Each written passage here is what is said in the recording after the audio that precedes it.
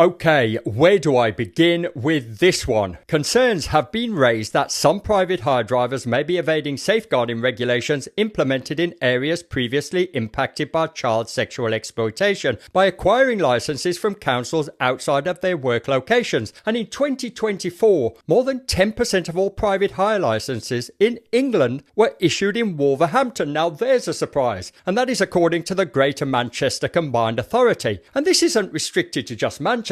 If you are a cabbie in London, then you will see Wolverhampton licensed minicabs almost on a daily basis. Baroness Casey's recent report on grooming gangs revealed that legal loopholes permitting private hire vehicles to operate anywhere in the country continue to endanger young people. And this issue persists despite the Metropolitan Police stating years ago that cross-border hiring was the single largest risk to policing nationally. But this has made the public consciousness because there is currently a wave of mainstream reporting about the dangers of cross-border hiring in particular and the shockingly easy process of obtaining a private hire license in many of these regions. And it finally looks like they are going to do something about it. But there's a caveat to that, and I'll touch on that towards the end. But let's be clear. Let's be crystal clear. We are specifically talking about private hire licensing, even though pretty much all of the publicity around this refer to them as taxis. They are not taxis, they are private hire. The term taxi is regularly misapplied here in London by media outlets that not only ought to know better, but do know better. But whilst this misapplication persists in London, the term taxi is used more generically throughout the UK, and that is something us taxi drivers here in London have to contend with. The government, which has accepted all 12 of Casey's recommendations, has pledged to work at pace to prevent out-of-area licensing. However, campaigners argue that ministers must go further by introducing more rigorous safety checks for all drivers across the country. At pace. Yes, it's an interesting one, isn't it, that? Because for over a decade, the London taxi trade was sounding the alarm about the inevitable risks posed by opportunists exploiting a system with virtually zero barriers to entry. And as early as 2016, when journey-related incidences started making the news, the taxi trade, and more specifically,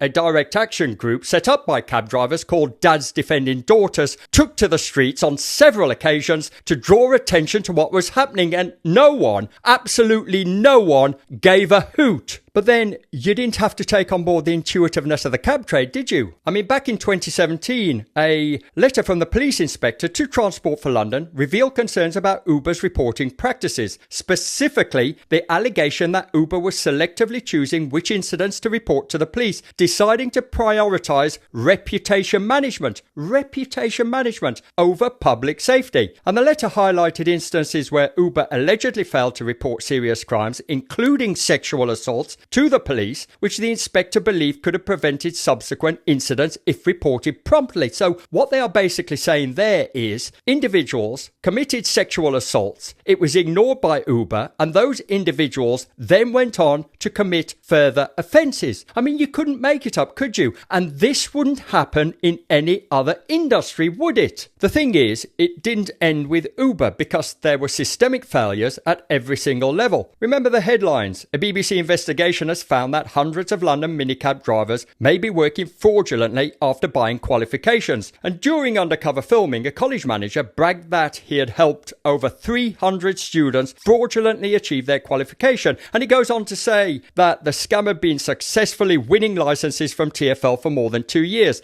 But he warned the researchers not to tell anyone that someone does the test for you. Mr. Camilli, can you tell me why you've been arranging qualifications for cash? Not me, mate. You've been arranging qualifications for cash. We've got you secretly recorded doing it. Why have you been doing it? Not me. It's not you? No. So who is it then we've got secretly recorded? Not me. How many hundreds of people have you done this for? None. We've got you secretly recorded, Mr. Camilli. So who is it then that's been...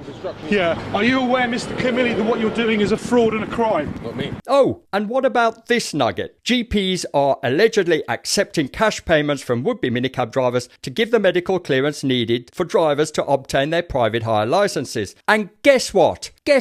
Cab drivers drivers demonstrated outside Palestra about that also. And it didn't end there, because in 2019, in an absolute damning report, TfL identified that at least 14,000 private hire journeys were made with drivers who were not authorised to operate under the account that they were using. And this occurred due to system vulnerability. System vulnerability. Don't you just love buzzwords like system vulnerability when what they actually mean is crappy verification processes? And due to crappy verification processes, they allowed unauthorised drivers to upload their photos to other driver accounts, enabling them to pose as legitimate drivers. And as a result, some of these trips involved uninsured drivers. Well, if you are not the person you say you are, then every trip would have been uninsured. And some even carried out by drivers whose licenses have been revoked or suspended. And they don't say what they were revoked for, but you can guess, can't you? And, well, to be fair, there was a consequence to this, because it formed a suite of reasons why TfL refused Uber a license in 2019. Not that it really mattered, because Uber appealed and the legislation, as it stands, allowed Uber to carry on working as normal.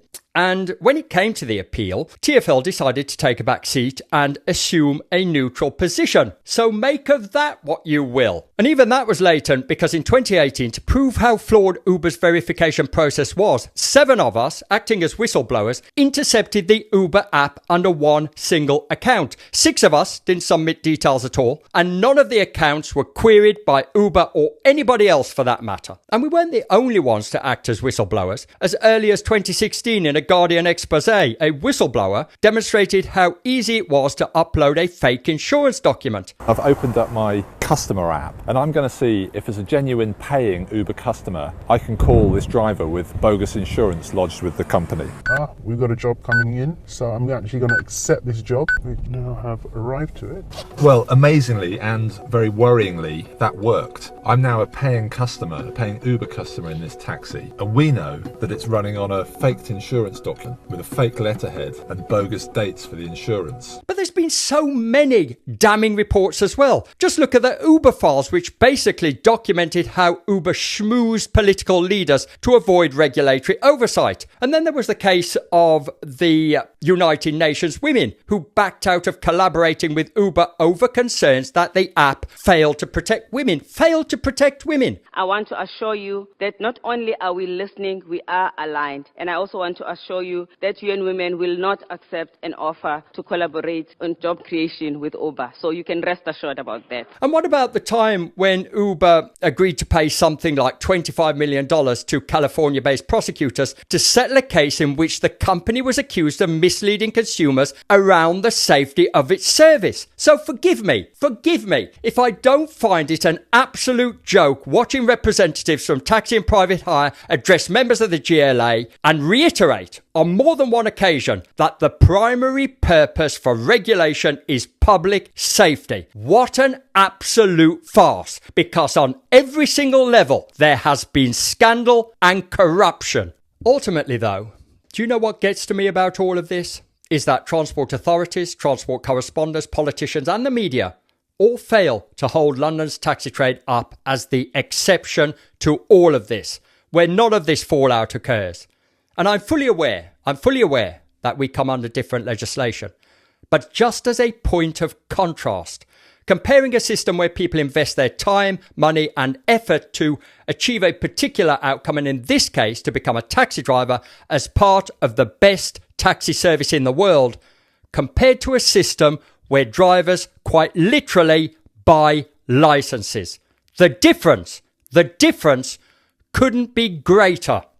And this situation starkly illustrates the harsh reality. Technology alone does not safeguard against the unscrupulous. The answer lies in strong, enforceable regulations that prioritize safety over big business interests. I mean, God forbid they look to the knowledge system as a proven method to filter out the unsavouries, setting a gold standard for the rest of the country.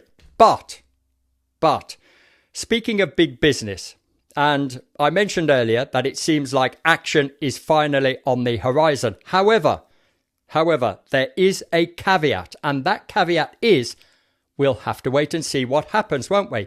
They've already stopped talking about cross-border hiring, and I suspect, although I'm completely speculating here, but I suspect that when it comes to it, they will only focus on national minimum standards. And whilst aligning regulations is important, I wager that they'll stop short of explicitly preventing minicab drivers from working in other areas. Time will tell. But history tells us that when it comes to catering to big business interests, safety really doesn't matter.